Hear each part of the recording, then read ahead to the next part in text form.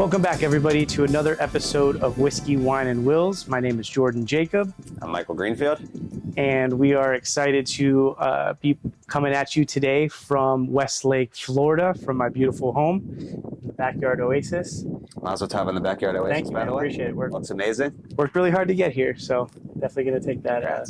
Well deserved. Thank you. Thank you. And today's whiskey of choice for Whiskey, Wine, and Wills is Basil Hayden, Kentucky Straight Bourbon. So cheers to you. Cheers to you. Cheers to your backyard. Thank you. And yeah, so Priscilla was telling me that we don't reference enough whiskey in our Whiskey, Wine, and Wills. So she's not wrong. Yeah, so figured today we should probably talk about bring it back. And the it's first one. A beautiful day. So remember to drink responsibly. Yes, enjoy responsibly. Yes. And Please. so one of the reasons that we came up with the name Whiskey, Wine, and Wills is because when you're talking about estate planning or probate, planning for death, or assisting people after death, generally it's better to do it with a little bit of whiskey and wine. Just kind of eases the nerves and discussing something that's already pretty difficult. As long as you do it responsibly. Exactly, as long as you do it responsibly. So today's episode is just going to be the two of us talking. We've been lucky enough to get a few of our friends and colleagues on the last couple episodes to talk to us about their business, their life, and family.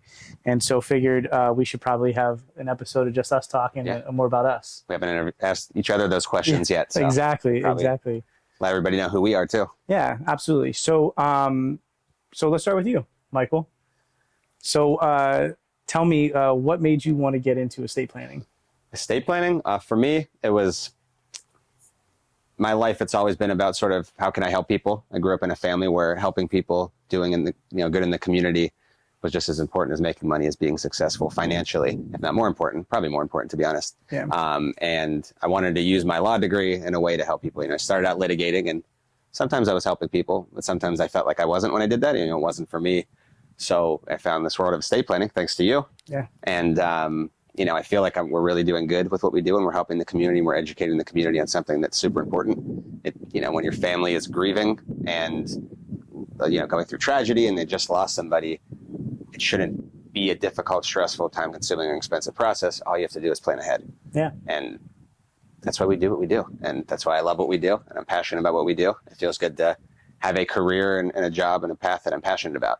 Absolutely. So they say if you love your job, you never work a day in your life. Exactly. Right? And even though it's a work day, look where we are. Exactly. We're getting work done though too. We're busy, but absolutely. And and I'm glad that you decided to join me. I'm glad you tried to convince me for 6 years before I finally did it. Yeah. Thank you for staying on top of me. Yeah. And I think your passion for what we do was a big reason in bringing you on, because you have to be passionate about this. Absolutely. This estate planning and probate shouldn't be for attorneys who are cold and not unpersonable.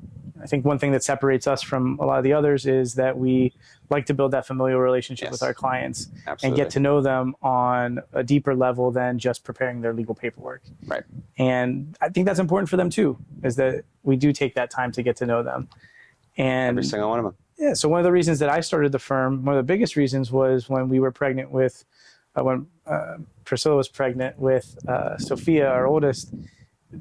I was looking into doing estate planning and realized that there was nothing out there for young professionals or young parents, nothing tailored towards them. Of course, there's estate planning products out there, but nothing that really focused on planning for young parents and young professionals.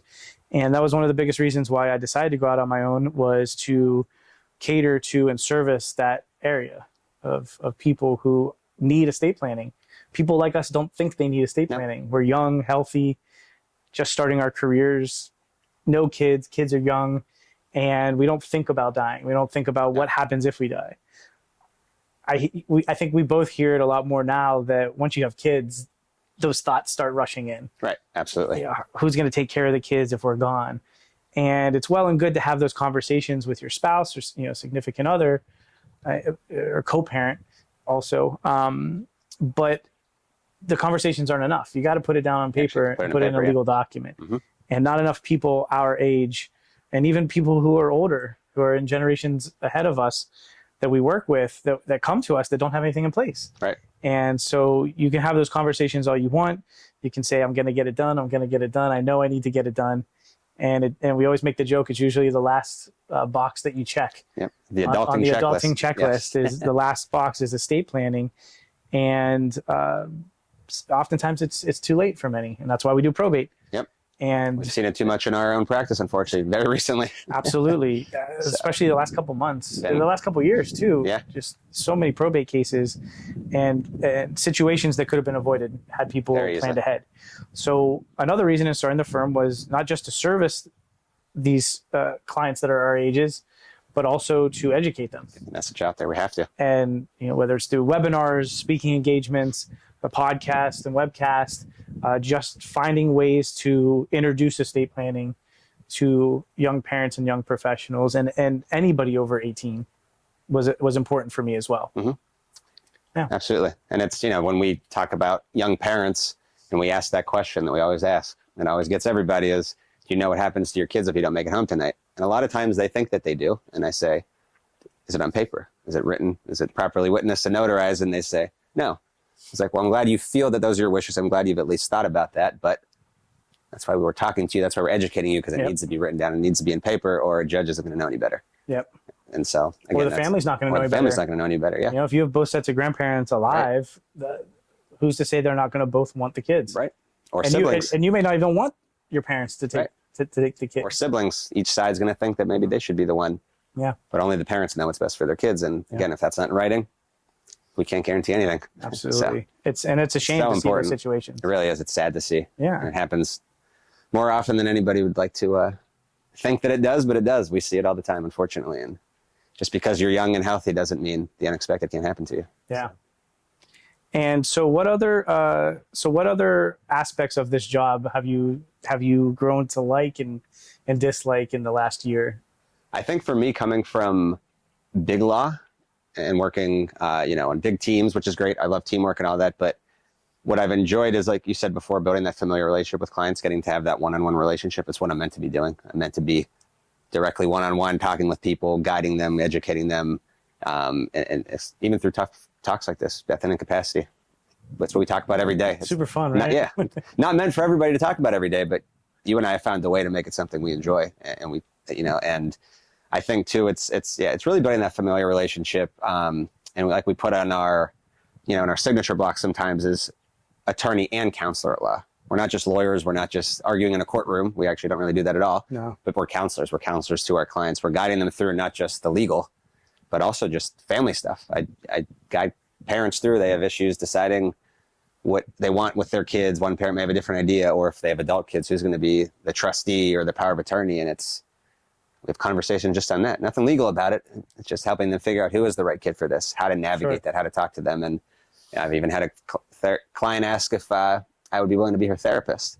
And I said, I'm not licensed to do that, but my phone's always open. It could be a side job. Yeah, there you go. Maybe I'll Jacob get Greenfield therapist. Yeah. Therapy. Therapists. Yeah. Therapist at law. Counselors. Counseling. Counseling. There you go. Yeah. So that's something I enjoy. Maybe I was meant to be a therapist. I don't know. Maybe. But Part of the job. part of the job now, though. Yeah. So that's another thing I love about it. How about you? What else do you love other than what we've already talked about? I love the gratification that the clients get when we're Yeah, done. absolutely. The peace of mind we give them. And exactly. The peace of mind that we give them, the clarity, the cathartic feeling that we could see on their faces when we're done. And just them even saying, thank God we did this. It's done. It's over with. One less thing to worry about. Mm-hmm. Of course, they don't realize maybe at that point that they have to fund their trust. Yep. Because they Or just keep it up signed to date. Yeah, keep it up to date, which we help them with. Right. And we don't just sign. They don't just sign the papers and we send them on their way. We help them for now and in the future. But just that feeling that I see them getting when they complete their documents, and that they do actually get to check that box. Yeah. And it's done. And it's one less thing to worry about. Absolutely. That's a great feeling for me. That's something that I don't think either of us got in litigation. But even if we won a big case, it was, why didn't you get me more money? Yeah. Or why didn't we resolve this sooner? Right. And then, God forbid you lost a case.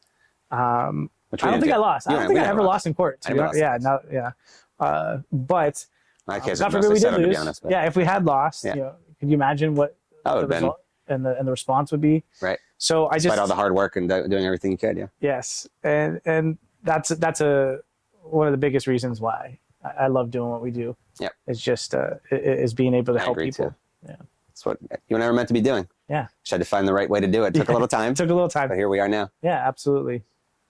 Let's switch it up a little bit now. Okay. And get to, what we've talked about, whiskey, wine, and wills being, and talking about those life lessons and those legacies. Sure. So for you, what are some of those life lessons that you learned growing up that have gotten you to where you are today that you may pass down to the girls as well, to Sophia and Izzy? Yeah, I think the core lesson is just be a good person. And I know it's cliche. You stole mine. And look, it's cliche. And I think most parents, that's the lesson that they want to pass on to their kids, is just be good people. For our family, because we are mixed religion, with Priscilla being Catholic and I'm Jewish, raising the girls mixed religion, for us, there's going to be different beliefs passed down to them, different stories passed down to them, but all the stories have the same result. Be a good person. Be a good person. Treat everybody with respect. Treat everybody how you want to be treated. And I think that's the biggest thing that we do try to pass down to the girls. Another life lesson is, if you work hard at something, there's going to be good results at the end. Mm-hmm. And you're going to fail, and it's okay to fail. We don't want you to be perfect. We just want you to try hard and do your best. And work hard. Now, they're 4 and 6, so they don't know what their true passions are yet. Right. We can see some things coming through, but they don't know what they're going to be when they grow up. They don't know what they want to be, like truly want to be. Yeah. But when they do make that decision and that light bulb goes off, I want them to work hard at it and put all their effort into it. And we'll support them, and we tell them that. We're going to support you, whatever it is you want to be, if that's truly what your heart desires. We're going to support you, and just work hard at it, because if you work hard, good results are going to happen. And so those are the big lessons. I think that everything centers around those two core things. There's a lot of little things on the daily, that we teach them, and they're kids. Yeah, they're going to make mistakes. Kids. They're going to get in trouble. They have to learn, push their boundaries. Oh yeah, they test them. So I think another life lesson too is for us as parents to be more patient, and to really just give them a little bit more freedom. I think now that they're a little bit older, we loosen up the reins a little bit and let them be more adventurous. Like taking them to Disney this past weekend, letting them walk a little bit ahead of us, within distance, and let them explore, and just keeping them, within boundaries, but giving them a little bit more freedom, and letting them know, hey, look, we're going to trust you to walk a little bit ahead of us. But when we say stop, or we say don't do that, you got to listen. Got to listen, right? The first time. Can't wait till my son starts listening. Yeah, it's gonna be great. Yeah, and I'm just kidding. He's good. And so that's another thing for us. The lessons for us as parents too. It's not just the lessons that we teach them. It's the lessons that we, instill in ourselves. Mm-hmm.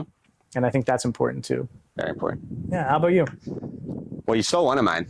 And be a good person. That's something I learned from my parents that I want to pass down. Is be a good person. Be kind to everybody. Be generous. Don't assume the worst of people, assume the best until they show you otherwise, which will happen in life. Sure. It's going to happen. Not everybody's amazing. Not everybody's perfect, but be kind, be generous, and give back. Giving back to the community, just why we do estate planning, but also charitably as well. Yeah. It's incredibly important. That's why last night I was installed on the board of the Boca Raton JCC. Congratulations. An SOS Children's Village and the Leadership Council. These are things that are very important to me, things that I'm passionate about, and now I get to help and give back my time. When there is some time, but make time for things like that, of course. So that's a big one. And then sort of related to what you said, with working hard, work hard, there will be great results, but follow your passions, follow your dreams. I want to make sure my kids do that. I think we sort of come from worlds where, it was work, make the money, get the good job, which work, get off my payroll, get out of my house by a certain age, but follow your passions. I don't want you to have regrets in life. I have a business coach, a guy who's a therapist that I know, who started hospice businesses. And he told me that working in the hospice industry, he's probably had upwards well over 1,000 end-of-life conversations. And he said, unfortunately, about 99% of those conversations, people are talking about what they wish they did, the regrets they had in life. And I don't want my kids to be on their deathbed. I want them to think about all the great things that they did in their life. And me too. And it's easier said than done when you're building a business, when you're raising kids, you want to make sure everything's there for them. But follow your passions. If you want to play guitar, if you want to be a singer, do it. Figure out a way to do it, as long as you're smart about it. And if you want to, be a vet, be a vet. If you want to open a dog rescue, open a dog rescue. These are all things that my wife and I talk about, and we wish we had done more. I'm taking the guitar now. It's very hard. I wish I would have done it when I was 6. I'm learning Spanish now. Yeah, there you go. Again, even though I took it in high school. My wife wishes she was A a lot vet. harder. Yeah, she's not going back to school though. But but those are things I want. Follow your passion, follow your dreams. Money is obviously very important. It's how we get tools like this. But you need that. You have to have money, but it's also not everything. Yeah. And follow your dreams, follow your passions. Make sure you love what you do, and you'll find a way. Sure. Those are big for me. And I think what stems out from these lessons is setting a good example for the kids. Right. Have to. Showing them rather than telling them. I think that that was something that my parents always said. Do as I say, not as I do. Not as I do. Yeah. Should be reverse. But I think sometimes it has to be in reverse. Is that you could say things, but if you don't show them, then they're not going to learn as well.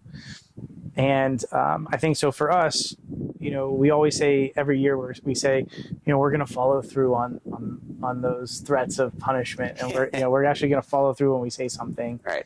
And I feel like by not making the threats and not threatening to take away things or the punishments and showing them, hey, this is how we should be doing it. This is what you should be doing, and just taking a step back. And it's hard, and it's not like it's easy. It's not, we haven't perfected it. I don't think we've met a parent that has. And if a parent tells us they perfected it, they're lying.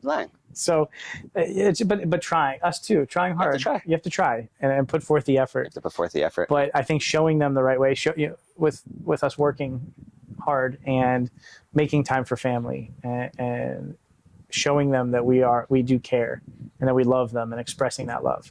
That's important for us. Very important. Yeah. Work, like you said, work hard, but also show them. Yeah. Show them that we're there for them. Yeah. We'll always be there for them. It's not always work. Right. Yeah, I may work all day. Right. A couple days a week. I may work into the night, but look at the result. And I'm not missing the big things. Not missing the big things. You're there for everything for them. School events. Right. You get to take them to school. Which is pick them up. They remember things like that. Exactly. So it's And I would say too, with showing them things and what to do, what's right. I think that's that giving back again too. Yeah. Don't just tell them we should be charitable and be kind. We have to be kind. We have to give back. We have to volunteer, donate presents on Christmas, and not just make it all about, or on Hanukkah, and not just make it all about, here's everything you get. You're going to get this, but we're going to go. Do a friend of ours who has a big, social media YouTube channel. He did that with his kids, and I loved it. We'll be interviewing him soon. Great. We're on I think it was Hanukkah, Christmas time. He went and took his kids shopping, but they went shopping for other kids that they were going to donate to, the less fortunate. And I know you guys do that too. Yeah, we do that with we've dropped stuff off for you to take. Yeah. Or we take stuff to SOS. And showing the kids that. Yeah, taking them to the toy store and saying, hey, everything that we get today is for somebody else. Right. And there'll be times then you'll get something when you deserve it, when you earn it. But giving back and giving to others is important as well. Important. Yeah, so it's obviously a lot different when you have 2 kids versus 1. Yeah. And you have a second on the way with Sam. Yes. And so tell me a little bit about what you guys are expecting with 2 and what you're nervous about, what you're excited about. What are we expecting? I'm going to say with you. You have 2 girls. We have other friends with 2 kids. So I know it's going to be a lot of dividing and conquering. It's, we're not going to have that just it's man-to-man one defense. Kid to focus, where it's man-to-man as opposed to double team. So prepared for, I guess you're never prepared. You don't know what your next kid's going to be, but I'm excited. In terms of preparing, we're just getting everything together, getting the house together, preparing our son to get him to understand, hey, baby brother's coming. And he knows, right? Right now, he seems to get it. Okay. He gives mommy's belly a kiss every night, and he talks about his little brother, and we have conversations about, you're going to take care of your little brother, you're going to feed him, you're going to play with him, you're going to share your toys. And he's 3 years old, so he says yes. I'm interested to see what happens when he comes. I have a feeling they're going to be best friends. It's another boy. But they're going to fight. They're going to fight. They're kids. I mean, if the little one touches Mason's truck, oh yeah, it's over. It's over. But I think they're going to be best friends too, and I can't wait to see that and all the stuff. I saw a TikTok the other day, and it was a mom saying, when you're pregnant with the second kid and you're freaking out and you're stressing about what it's going to be like and how the heck am I going to deal with 2 kids. And it says, but then the second one comes and you see the kids running around holding hands and laughing together, or big brother's the only one that could calm little brother down when he's crying. Those are things I can't wait to see. Yeah. So I'm excited about that. We're just preparing for it. We're excited. I know it's not going to be easy, but we're going to try and make the most fun out of it. And in our minds, this is the last one. So I'm going to do my best to be present and enjoy and just have fun. And teach them both what we just talked about. Yeah. and hopefully raise 2 good boys that I'm proud of, and which I'm pretty sure that I will. Yeah, I think one of the most important things with having 2 is Yeah, being, where's my advice? I need my advice from you. You're the expert. Yeah. You got 4 years of it under your belt. Just showing them equal amounts of love and letting them know it's okay to be different. You don't have to be the same. You don't have to be the same. We don't want you to be the same person. We don't want.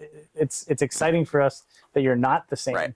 And I think that we love that both girls have different personalities. I mean, they're different, but they do share similar traits in terms of showing love and affection, and a lot of the same interests too. Yeah, a lot of the same interests, and they're adventurous. And I love just like catching the moments, and I always want to pull out my camera, but then sometimes I will be present, and other times is being present, just looking at them like play together. Yeah. Or have their arms around each other, watching something on the iPad or reading, and it's quick because 10 seconds later they're arguing. Yep. And that goes by quick too, and then they're best friends again. Right. But just allowing them to be themselves and not holding one against the other. Right. You should be like this, or you should be like that. Yep. That's what I love about your girls is they're best friends.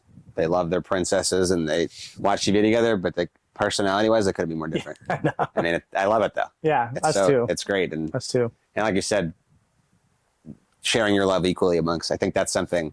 Me a little bit. My wife has. She sometimes, Samantha. Sometimes, how am I going to have the love that I have for Mason for somebody else? I'm like, you're just meant to. You just do. It's just a natural. It's natural. You're going to love each kid just as much, and it's hard to think of, but I know that's the case. I see it with you. Yeah. You love your daughters just as much. Yeah, I do. My parents love both of us just as much. Yeah. We're different people. Had a lot of the same interests, my sister and I, but we're different people. But they loved us both equally. Yeah. So I'm excited to see.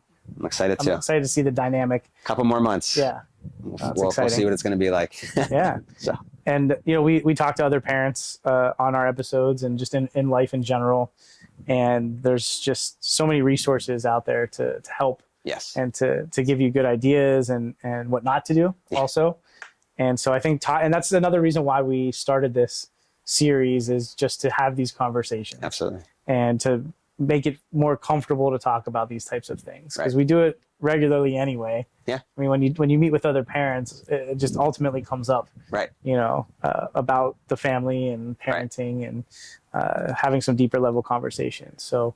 I'm excited for some of our future guests that we're going to have on here, and learning and hearing their lessons. Yes. And what they've learned and what they're going to pass on, what they think is their legacy and what's important to them.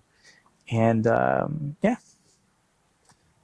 I think that's a good spot to end today's. Good spot to close it out. So thank you again to Basil Hayden for making a delicious whiskey. Which I thoroughly enjoyed filming this episode today. Yeah. And thank you to my law partner, Michael Greenfield. Thank you to you, Jordan. I'm Jordan Jacob, and Michael this was Whiskey, Wine, and Wills. See you next time. Cheers.